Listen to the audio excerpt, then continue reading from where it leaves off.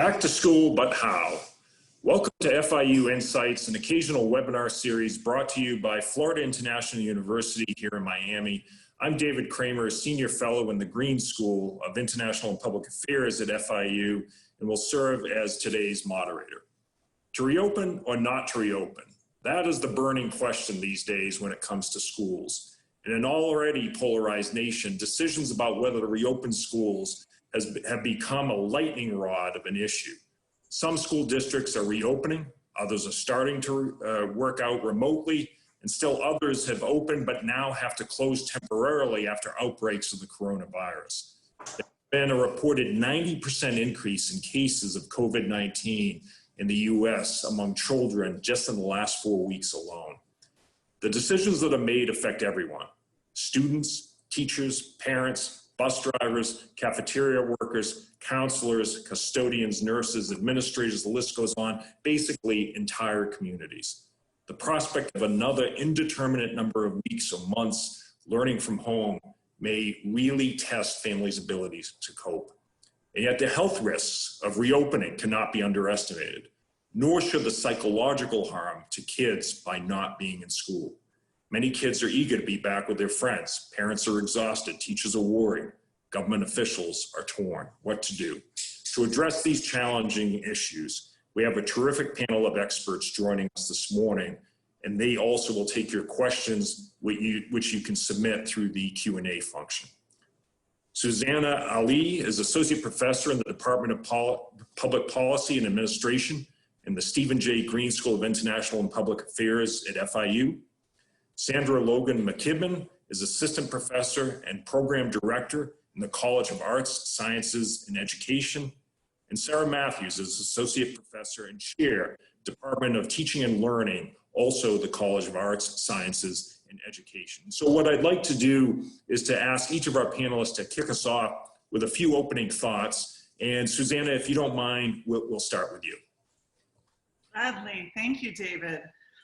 I think where I come from is the perspective of policy more broadly, and having worked both at the federal government and doing a lot of research on all different levels of government, the one key thing to remember is that the nature of education in this country is highly political. If you look at the federal government, it is probably our most political agency in the Department of Health, Education. And while we want government really to work right now, when you have the intersection of an emergency with politics, sometimes ideology is winning. And so today I really want to talk about how the different levels of government relate to each other, how those political decisions are influencing what should be really doing what's best for our kids and our communities. So when you talk about local schools, about half of the money comes from your local county, your real estate taxes, another 40% usually comes from the state, and 10% comes from the federal level.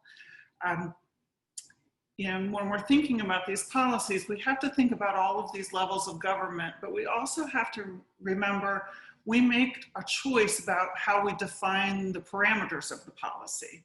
So if this is a policy that's just about kids, we're going to land in a different place than if it's a policy that's about kids and educators. And if we do that, that also leads us to a different place than saying this is really about the community as a whole. It's a broader question. So making those choices about where we want to concentrate our attention and what the biggest priority is will alter the choices we make about how and when to reopen schools. I also want to talk a little bit to the public health perspective, which quite frequently doesn't match with our individual perspectives. So what I need for an individual and for my family may be different than what the choice is for the broader community. And how do we reconcile that? How do we make people comfortable with that? In such an issue that's tied to 40 years of cutting back government's funding and capacity, and is tied to an issue which is as I said in the beginning, one of the most political ones we have, because kids and education are so core and so dear to us that they matter a lot. Susanna, thanks so much for that. Sandy, if I can turn to you next, please.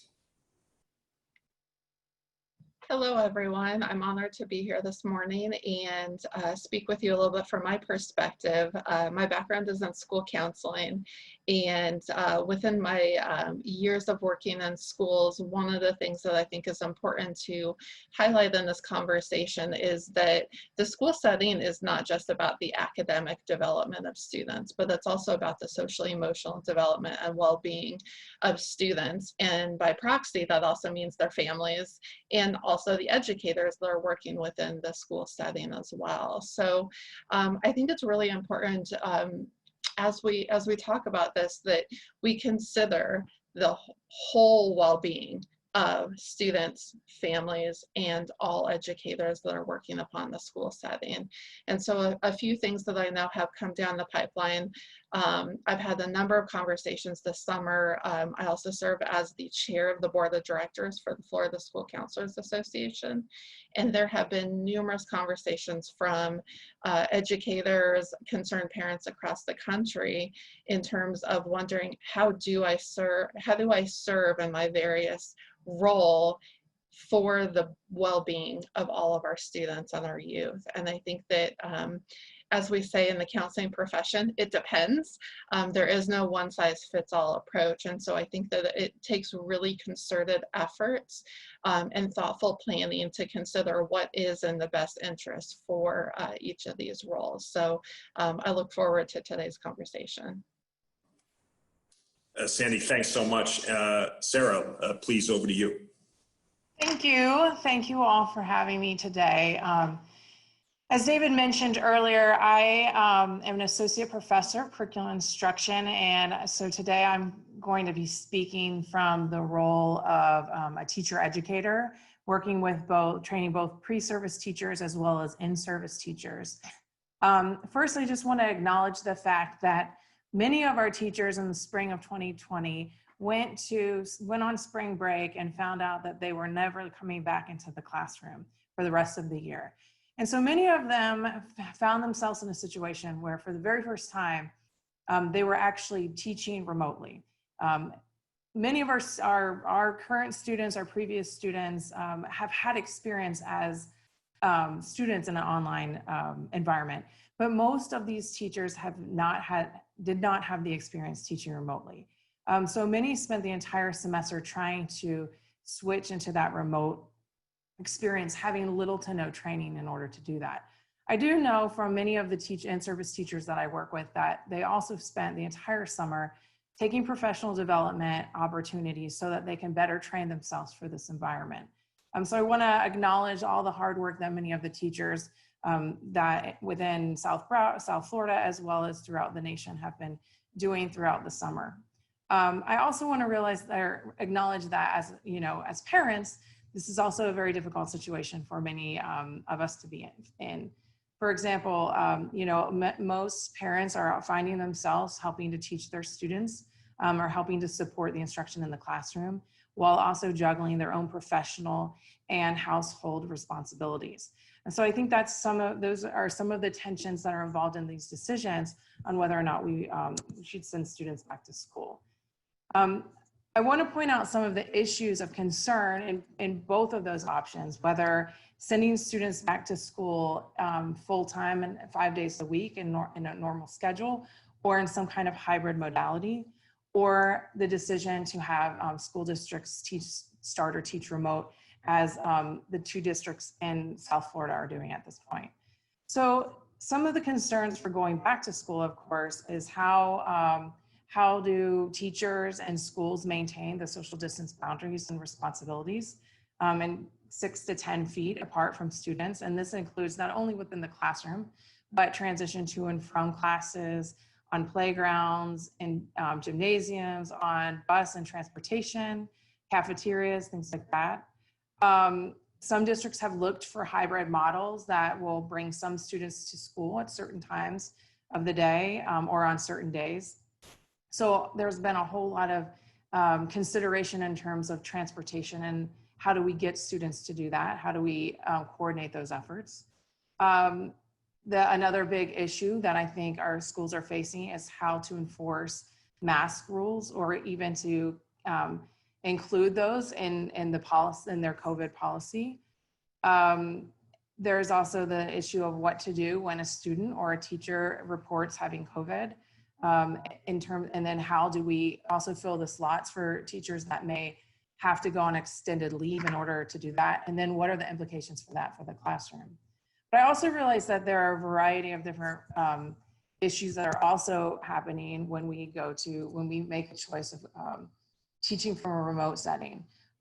As Sandy had mentioned, thinking holistically about all of the different services that our students need beyond the academic situation, or behind their academic learning, the socio-emotional aspects. We also in education are always encouraging our students to incorporate active learning strategies, peer interaction, and how is that going to change both in a face-to-face setting and in a remote setting. We've already mentioned the potential start and stop of school semesters. Also, we don't know right now the impact of digital learning on students' developmental track. There are also the issue of essential workers and how will their children be taken care of during those situations that they have to be out and work. And for some students, the school is their only safe space that they have, the only meals that will be provided during the day, and maybe the only access to Wi-Fi or the internet. Some households only have one device that have to be shared across the entire household. And older children are often being asked to take care of their younger children. So all of these factors have gone into place in terms of when educators are making decisions about whether or not to send students back to school. Thank you. Great, Sarah, thank you. So let me start with a few questions and let our viewers know again that there's the Q&A function if you're watching on Zoom to submit questions, and we'll do our best to get through those. We actually received a question last week when the announcement went out about this session, so I'll get to that question in a little bit. But Susanna, let me start with you, and you rightly mention how this issue is schools in general a very political issue. There's also an economic component to this. Schools in many places can be the largest employer. I think that's the case in Miami-Dade, that the school system is the largest employer here. So can you also talk about how that plays into the decision-making process? Because if teaching is online, then for example, bus drivers don't need to transport children to school. Cafeteria workers aren't necessarily, although maybe there will be arrangements for providing meals. How does that play in, if you will?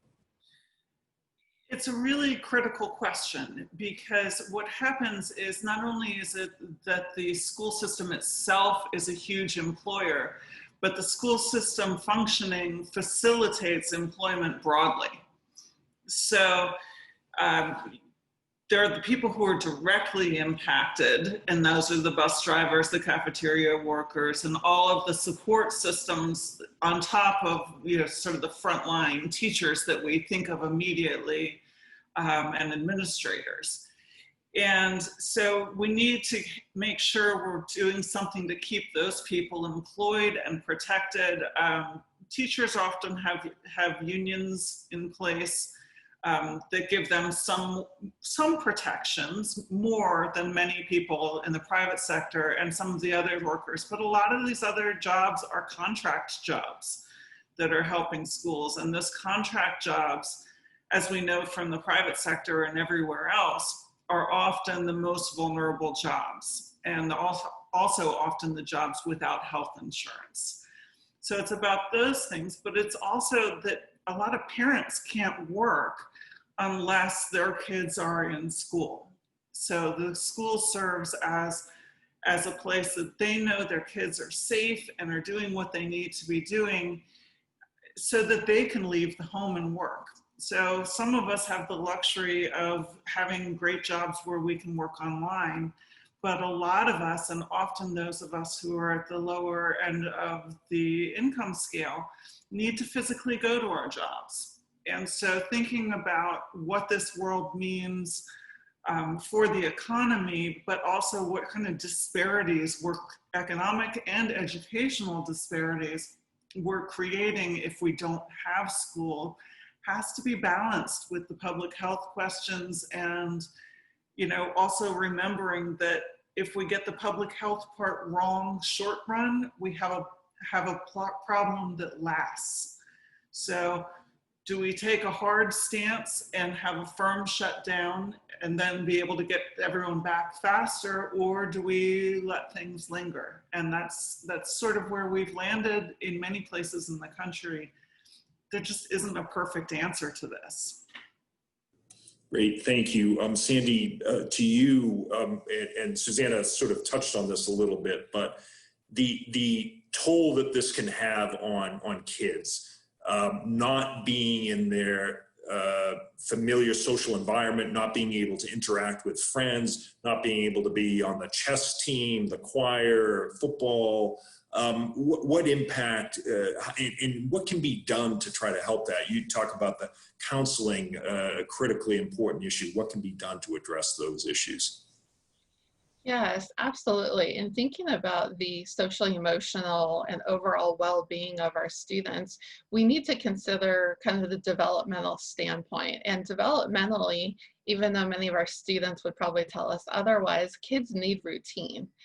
They thrive on routine and knowing expectations. And so it can be a very challenging time when we don't necessarily know what all the answers are, but yet at the same time, we need to try our best as the adults to be recognizing how can we be providing clear expectations when possible, providing some semblance of routine, and really just structure, you know, thinking about things like a schedule.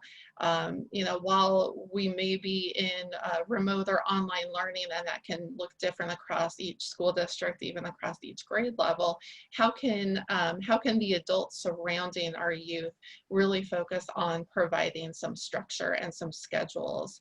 And I think that's important to the continued development of our youth. So if that is, you know, recognizing what time are we going to have PE if we're doing online learning, giving some autonomy to students too, I think in this is important. Recognizing that, you know, a student in upper elementary school is able to make some decisions for themselves. That could be really helpful in them developing some of these social skills, decision making, recognizing autonomy, you know, giving a to-do list, putting things into a manner in which students can continue to thrive and develop is really important during this time. And I think it's, you know, it's not one person's responsibility, it's everyone's responsibility. And so we have to look at how can we operate from more of a communal effort, in that it does take a village to raise children, particularly within these times. So I think that that's a really important part. And again, it's everyone's responsibility. So aside from the educators, those other classroom teachers recognizing, are there differences in what is going on? If I have a class of 25 and I recognize that a student who has showed up every single day for their fourth period class all of a sudden doesn't, that it's up to that educator to be able to make that note and that awareness, and then see what are the next steps. Is that reaching out to the counselor to see, you know, are there other things that are going on? I know as a counselor, there were plenty of times that a parent or caregiver might reach out to me to let me know what's going on in the home before the teacher. And so there's also this piece of collaboration too. At the end of the day, I hope that every adult is looking at this in a way of, we are all doing the best that we can with our respective role and responsibilities. Thanks very much, Sandy. Sarah, teachers too tend to get into a routine, and this whole crisis and how to deal with it is taking them to some extent out of their routine. You talked about they're having to spend the summers to develop their skills to teach remotely. Maybe if you could elaborate on some of that, some of the challenges that they face. And then there are teachers, depending on age or health conditions, who, if a school district decides we're going to reopen, simply feel they can't do it. How do they handle those difficult issues as well? Okay, great. Thank you. Yeah, so I think the thing that this has made me think about is this may be the point in time where we really rethink education, right? So typically students go to, in a face-to-face environment, they have a set schedule, they sit in class. Like if we think of secondary students in a high school, there might be 4 to 8 periods, they rotate through those periods. And a block schedule that could be 90 minutes to close to 2 hours. They could be as short as 45 minutes. But recently I was conducting a professional development with teachers. It was a week-long development and training, and we were online from 8 until 4. And I myself was like, whoa, the stress, the exhaustion, I mean, Zoom fatigue is a real thing.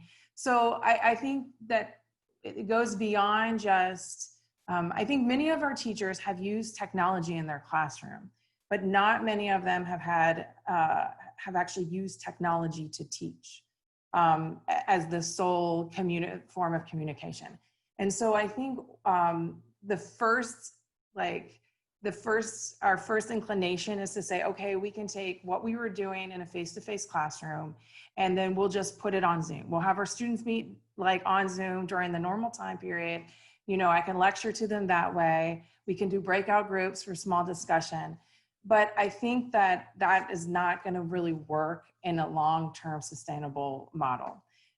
So rethinking, are there spaces where, as Sandy had mentioned, we could give students autonomy, where maybe a session is just the teacher working with individual students that really need additional help or extensions of their learning, while other students are doing independent learning. Thinking through, because there's no way that we can get students to sit on Zoom all day long and be productive in that environment.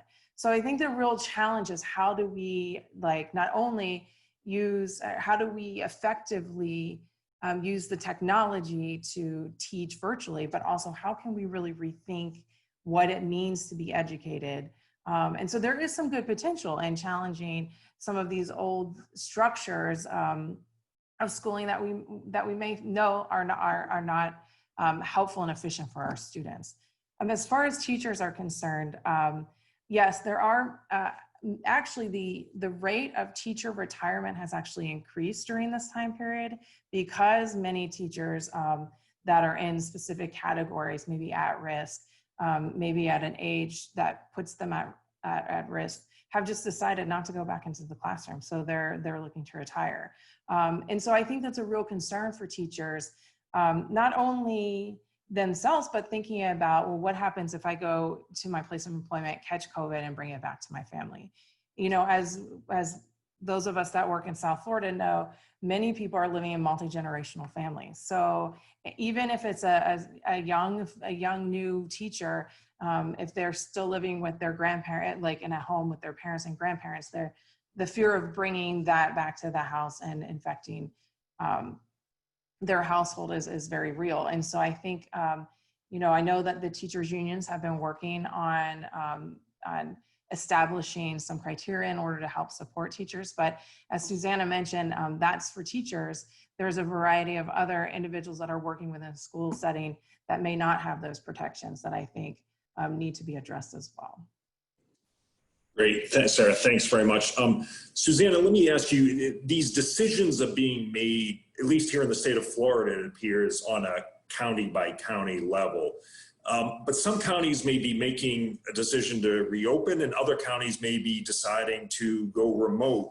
How does that affect the whole balance here when some students see their friends just across the county border going to school, socializing, playing on the chess team or whatever the case may be? Is there a need for a more uniform approach on this on a statewide level? So the basic reason that you have three separate levels of government, and I notice I didn't say one answer to the other, they're separate, local, state, federal, is because issues that primarily should be housed at the local level are ones that are held within communities. The problem with education is you can see maybe 150 years ago, education was held within a community and the schools were just there and people didn't move a lot. But now we're in a world where people are physically moving a lot, but also electronically moving a lot. So you start to say, is the local place always the best place for this policy to live? But how that spills out in this is that the virus does not respect county lines. State borders are better, but it really is a worldwide issue. So what makes sense maybe in one community today only makes sense if that community is self-contained. And what we're seeing is that the choice in one community, so if one community is locked down and people are staying home, but people are coming in and out from the next community over, you can't stop this. So figuring out what level of government to use to address issues is really fluid and really hard, and it's one we see a lot in education. Are we one country? Are we 50 states? Are we all the different localities that come together? Sandy, if I can ask you about, there are some students who simply need some additional interaction and personal attention, whether from counselors or teachers or administrators. And I imagine there could be a concern that in a remote environment, those students' needs might not be addressed. Can you talk about that? Yes, definitely. I think one of my concerns is what we are experiencing right now is only continuing to exacerbate the academic gap, but also the equity gap as well. So we have students and families who rely on school for more than just academics. And yet here we are putting those students and families in a situation where we're taking those things away from them and not giving them access to it. So I think there is a very critical issue here of beyond academics, how are we meeting the needs of our students and families? And it's particularly challenging when, as Susanna mentioned, things at the local level, we look at the percentage of funding that comes into schools. It depends on what school district you're in, and it depends on what funds are there. So we already know that there are issues with equity and access, and right now it's only getting exacerbated by what's going on. And again, I think that this is a time where we really need, if not now, more than ever, we need a focus on community, not just ourselves, our independent, our own families, but we have to think about things from a more community standpoint and recognize that we all need one another. There may not be a better time than now if you haven't considered partnering with community organizations to be exploring that and looking at how can we expand those community partnerships. So whether that is a local company that provides lots of employment opportunities for parents, is there a way that that could be connected within the local schools? Are there community mental health agencies that already have contracts with the school district where they can be expanding their services? I also think that we need to make sure that we are allowing people to do the jobs that they have been hired and intended to do. So if that's a counselor, the counselor is not doing lunch duty, they're counseling, they're utilizing their skills to do what they need to. Same thing with teachers. Teachers need to be able to do the job that they've been hired and that they are trained and qualified to do. And so I think that there's, just these very important boundaries to also consider too. And looking at it from that community standpoint and how we continue to have equity and access at the forefront of all of our decision making. Sarah, there are teachers who could be up for tenure decisions. Evaluations of teachers may become more difficult in a remote environment. Give us a sense of teacher development. We've been talking about student development quite a bit. What about teacher development as well? Yeah, that's actually a great point, because in most districts, at least in Florida, teacher, their actual income is based on a value added evaluation system. So there's a few components that go into that. One is, of course, a faculty member or an administrator coming and observing their classroom. But another real component to that is student test scores. So when I talk about rethinking education, one of the things that I might suggest is and this may be idealistic, but really rethinking our tests, our high stakes testing environment. Many districts during COVID actually got rid of these standardized tests because of the understanding that students may not be prepared for it. But we know through research that these tests are often skewed and biased towards to students of color, as well as students in low socioeconomic status. So what's happened in the past is teachers that work in schools that have tremendous needs and may have students that fall into these categories are often ranked lower and receive lower salaries than their peers that may be teaching in schools with higher socioeconomic status or more resources from their district. And then what ends up happening there is a situation where teachers leave as soon as they can get into a better school or a better district. So actually in those particular situations, there is no real consistency in terms of educators. So I think this is a really good space for us to really think about the fact that, what are these tests doing? Are they really reinforcing a rigor in education? And then what does that mean when that's tied to teacher salary? And even thinking through what that evaluation would look like, because that evaluation from an administrator is going to look totally different in an online setting. Their teachers are trained to have certain things like their objectives on a board. They're trained to have, ask higher order thinking. So when they see an administrator come into the classroom, there are certain things that they're going to automatically switch on to do. Of course, we hope that they're doing this always, but there are things that teachers do in order to ensure that evaluation is successful. And so maybe rethinking even what does that look like in an online space? And is this, really a good measure of my teaching? How do we measure my teaching in an online, in a remote experience? So all of those things I think are going to come into play. And I know that administrators don't have the answers for that yet. I think this is going to be sort of the test ground for that, because in the spring, I think everything was on hold. Okay, we're not going to have these tests because it's not going to be effective. I think this is the first year that educators are actually starting off a school district with some of these implications, and then thinking through what does that look like in a remote space. The same thing would happen if students go back to a classroom setting. We now know that, as we were talking about students' emotional well-being, all of the things that are happening in this pandemic world are also weighing down on students. So that is also going to impact their the output in terms of what they're doing in class, as well as their testing, and it impacts that testing environment as well.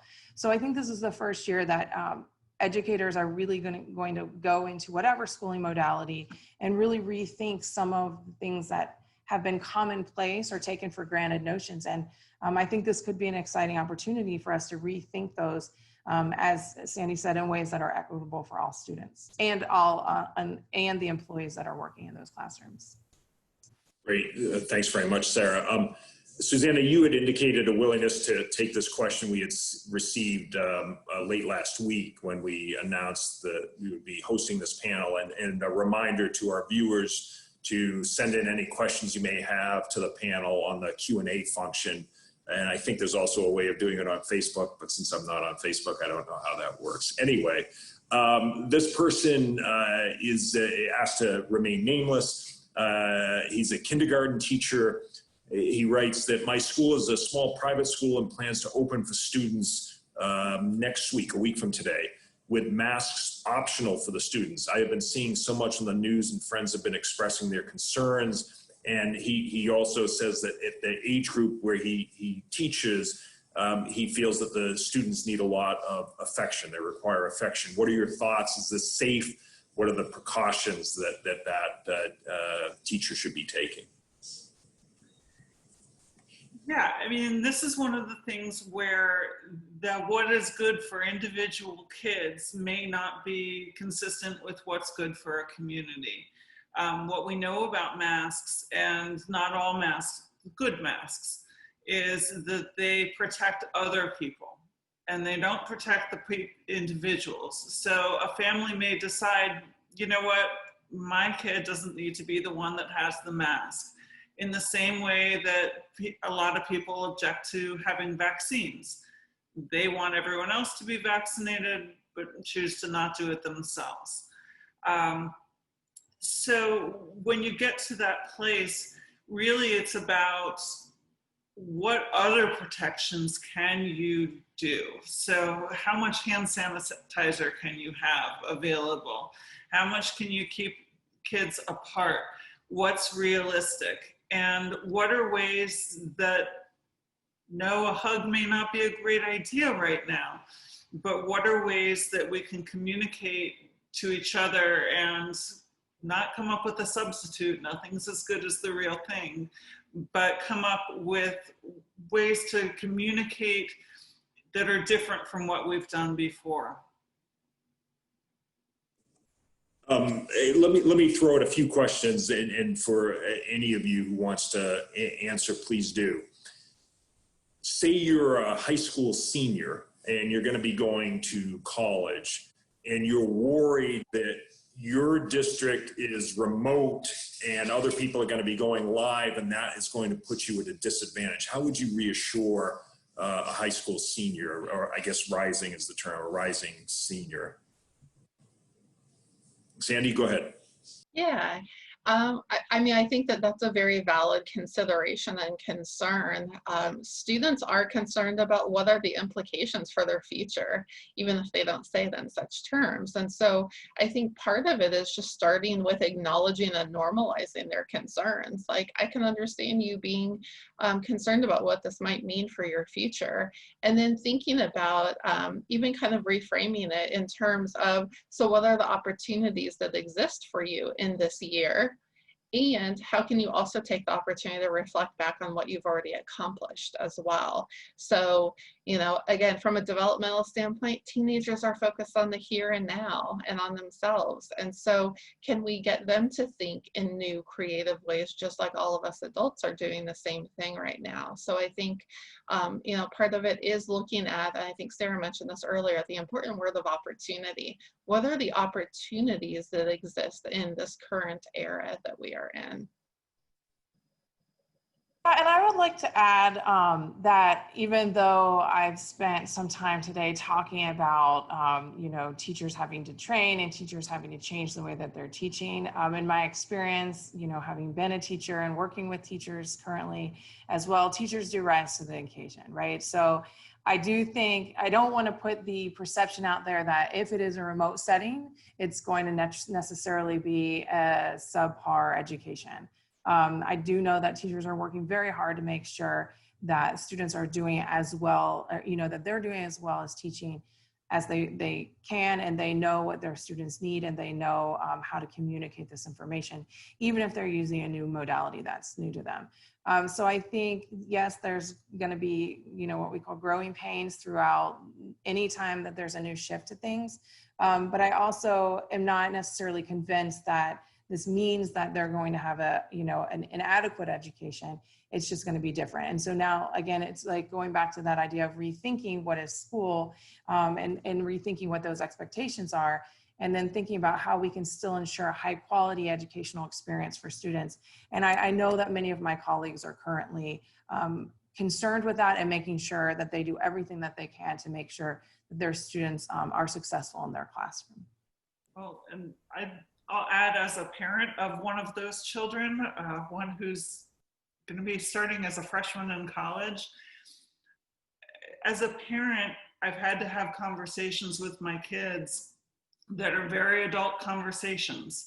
And I think this goes to what Sandra was saying earlier about recognizing how independent they are, how ready they are to make choices. So the conversation in our house has been about going and living in a dorm. It has been about, you know, your classes are online. That's not what you signed up for. How does that work?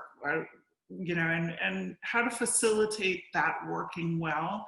But I feel like as a parent, those are conversations that we all need to be having, obviously at different levels. But generally, I think kids do well when you're honest with them and not necessarily giving them an answer when you don't know a clean answer. No, thanks very much to all of you on that. And, you know, I know there have been some disturbing videos posted about some college students coming back on campus and engaging in these, frankly, reckless, irresponsible parties, but that's not representative of everyone who's returning to college campuses. And I know we're focused more on schools before reaching university. Sandy, we got a question in here from Laura Fothergill, I believe. Hope I got that right. We know that early childhood education is so important for children's development. How do the panelists feel and think about pre-K and kindergarten education during the pandemic? Sure. I've used the word development many times, and I do throughout my own teaching and my own experiences. And I think it's important that we, as adults, continue to do what we can to promote children's development, regardless of what age they are at.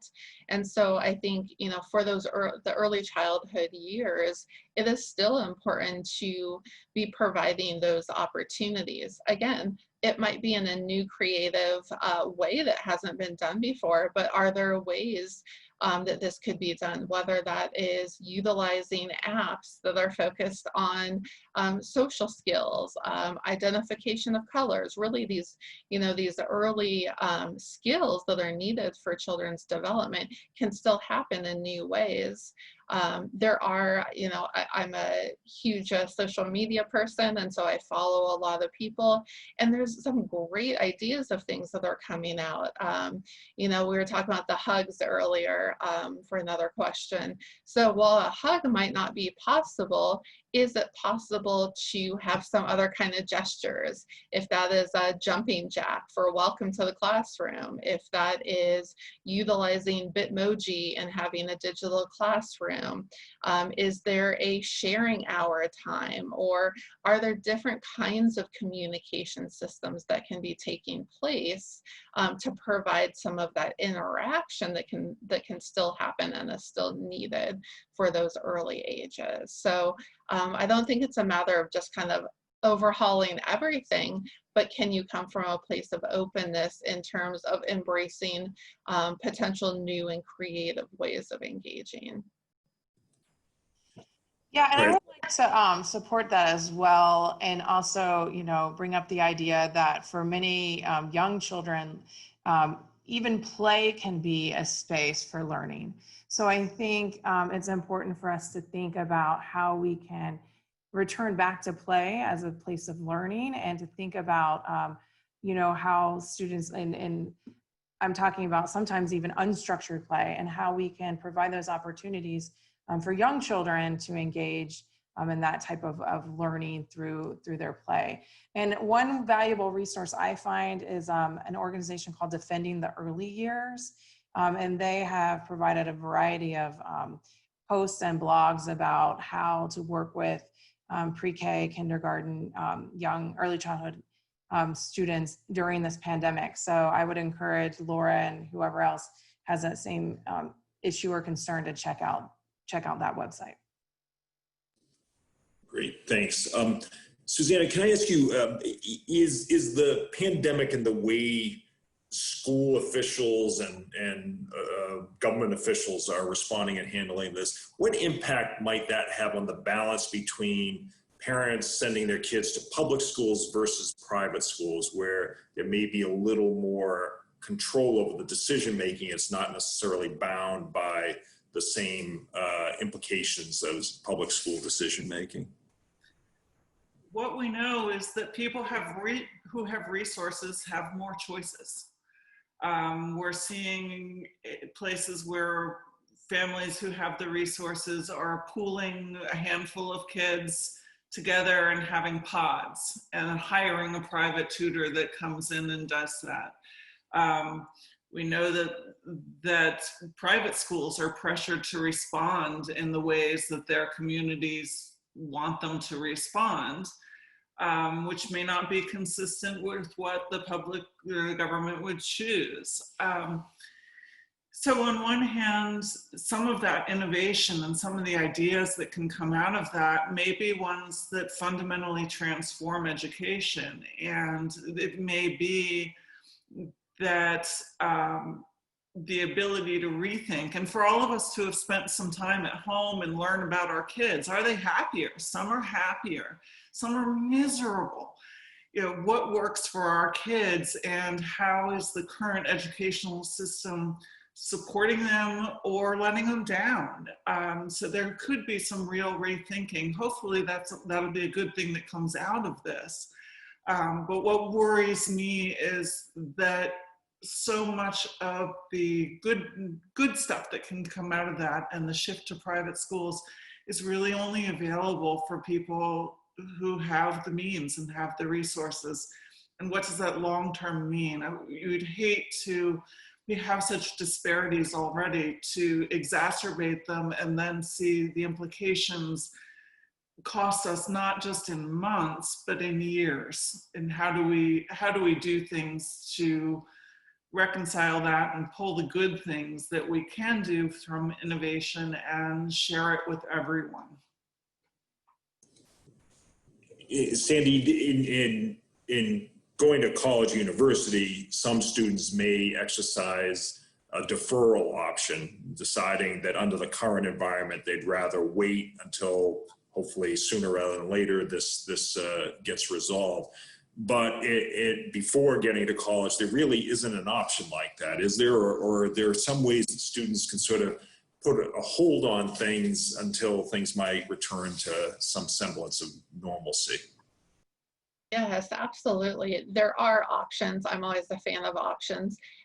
Part of it is students may not know what their options are. And so I think it's important that those who are getting ready for such transitions are seeking out what options are available, whether that is deferring for a semester or a year, again, depends upon the particular university, looking at maybe their plan has just shifted a little bit, and maybe it is they start with taking classes at their local community college where they're still going to get some of that social connection. Maybe they have other peers that are sticking around and not going away to college. So I think, again, it's a matter of exploring what options are out there. And part of that is reaching out to those who know that information too. So oftentimes our teams, they don't know what they don't know either. So being able to put that information out there, I think is important.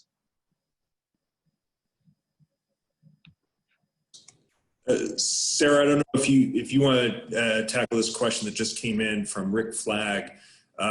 What's your reaction to the reports of new COVID cases after schools reopened in Marion, Bradford, Manatee, Seminole, and Suwannee counties? So I think that is going to be a reality that we are going to be facing if with a school district that decides to send students back. I think the reality is that most likely someone in that school is going to get COVID somewhere and bring it into that environment, or even get it there and spread it. And so I think that's something that policymakers, administrators, need to be thinking about. And then what is the plan? How many cases is enough? to go back to a remote setting? Are they just looking at teachers and teacher cases or is it students? That will be the alarm to sound to send back to remotely. And I think that we are going to see a lot of these situations where schools will open and then something will happen, and then either the individual school or the district will decide to close for a short period of time. So I think that is going to become more commonplace. Although I'm not a health expert at all, but I know that those are the decisions that that administrators are having to make right now. Is what are the parameters and when will be the decision to change that option? In the same way that, like Broward or Miami has said, we're going remotely, and then at a further date we will go back to face-to-face. Those dates may also change as we look at the number of cases, whether they increase or decrease as well. So I do think that is going to be a reality for many districts, and that at some point in time, they will go back to a remote situation, given the way that this virus has spread. So we're approaching the end of our session here. So let me ask each of you, if you would, to offer a few recommendations or advice, whether it's to students, to teachers, to parents, administrators, other school employees, or a combination thereof, on the way forward, given that we're living in a very uncertain time right now, with the pandemic sadly not under control, but the time for school has returned. So Susanna, if I can start with you, maybe. Thanks, David. I guess I would just ask people to put their ideology aside and focus on recognizing this is a virus. It's a virus with consequences, and we need to think about how we're going to beat the virus and how we're going to protect our kids in both social, economic, emotional, and their health. And if we can pull back from the ideology and have just reasonable discussions, I think we have a shot at doing a great job. Sandy. Sure. Two things come to my mind as we kind of conclude with our conversation today, and that are two really simple words that I think are so important, and that's communication and empathy.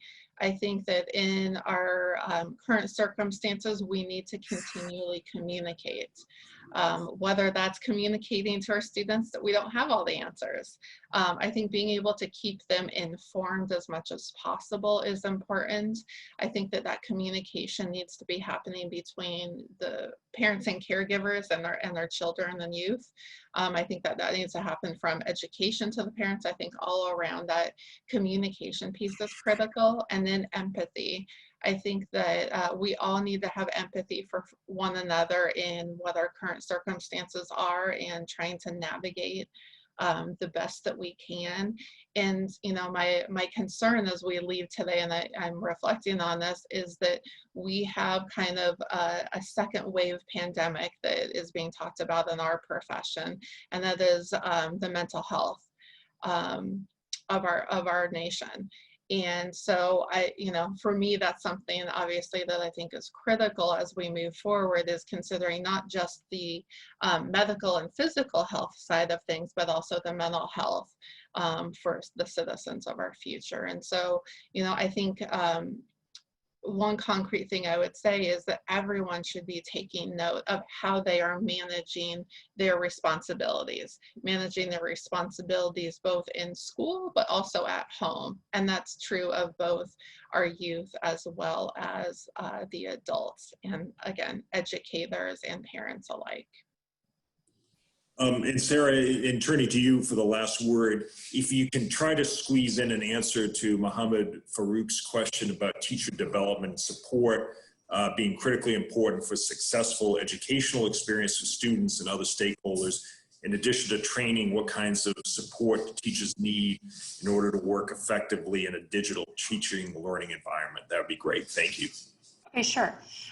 So first I want to acknowledge that that these are hard decisions that everyone is making. So even the educators, you know, the decisions that they're making in terms of how they run their classroom, if they feel safe going back into a face-to-face setting, those are very hard decisions, and that whatever decisions they're making, you know, is what's right for them. The same with parents. I know that, you know, Miami-Dade had a survey on what kind of modality or what kind of experience parents wanted their students to have. And so I think, you know, that's a very difficult decision for parents to make. And I think we should acknowledge whatever decision is right for their family.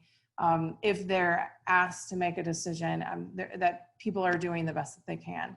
I do think that, you know, beyond professional development in terms of teachers, I do think that some of those other types of services, like even mental health services, are very important for teachers as well, because of, you know, the strain of the profession. And so I would like to see things like that are, you know, mindfulness, mental health, all of those types of things to help support teachers that are, or any educator that's feeling that they're having to negotiate these multiple messages as well as multiple responsibilities.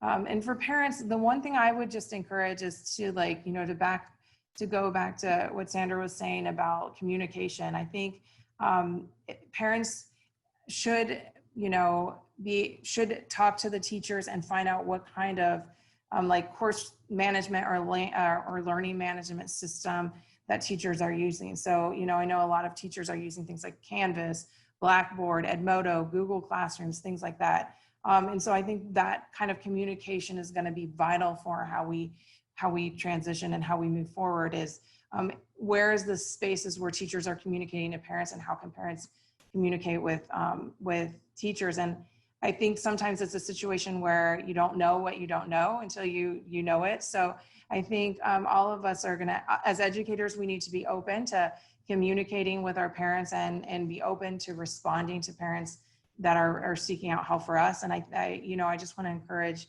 parents to be advocates for their students and reach out to schools as much as they can, whether it be the teacher, the principal, others, health services, because there may be situations where, you know, someone's not aware of what's going on, but, you know, through that communication, individuals can get the help and services that they need. So that's, you know, I would just like to support that notion of us all trying to encourage our communication. Great, Sarah, thanks so much. Terrific panel, great and thoughtful insights on the very challenging issue of what to do with the education of our kids. But it's an issue that affects, obviously, the entire community. So Sarah Matthews, Sandra Logan McKibben, and Susanna Ali, sincere thanks to all three of you for taking time today to join us and for doing a terrific job in addressing these very difficult and thorny issues. I want to thank all of you for joining us today and joining us for this FIU Insights. I'm David Kramer from the Green School of International and Public Affairs. Thanks very much for joining us, and we'll see you next time.